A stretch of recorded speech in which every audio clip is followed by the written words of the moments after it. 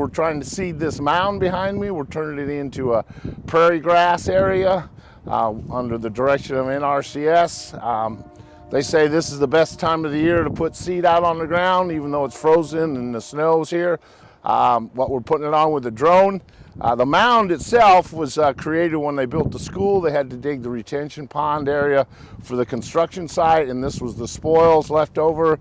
And it's just kind of been sitting here for 10, 12 years, collecting weeds and growing stuff. So we put a lot of work into cleaning it off and getting it ready. And we decided the best way to put the seed on there was with a drone. What we're doing is we're taking this DJI Agris. It's got a spreader attachment on the bottom, and we are applying a native prairie mix, pollinator mix, to this mound you see over here in the background. So it's a little over 3 acres, about 4 acre footprint that we are trying to apply frost seed, this prairie grass, into on this wonderful snowy day. This is an MG1P, is the model number for this. It'll hold 10 kilograms, so about 22 pounds. You can set all your parameters. You can set your disc speed for the hopper bottom there.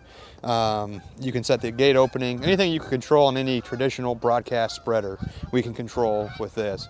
The other nice thing with this is we actually can control how fast it moves horizontally. So unlike a human out there spreading by hand, when it gets faster or slower, everything else, or even a tractor for that matter, where you go up and down hills and you have differences in speed, air doesn't change topography, so you can have a consistent speed.